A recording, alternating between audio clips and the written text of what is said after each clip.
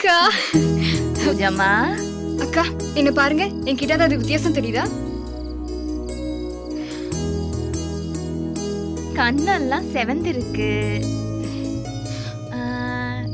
உடம்பெல்லாம் மெருகேறி இருக்கு, பேச்சுல ஒரு சந்தோஷம் தெரியுது. கள்ளி, நீ நினைச்சது நடந்துருச்சு இல்லையா? ஆமாக்கா. நீ ஜெயிச்சுட்டடி. சரி சரி, சும்மா பேசிட்டு இருக்காதீங்க. காஃபி கொடுங்க, வீட்டுக்காரர் எழுப்பணும்ல. அடி பாவி, ஒரு ராத்திரிக்கே வா. என்னங்க, காஃபி கொண்டு வந்திருக்கேன். அங்க வச்சுட்டு போ.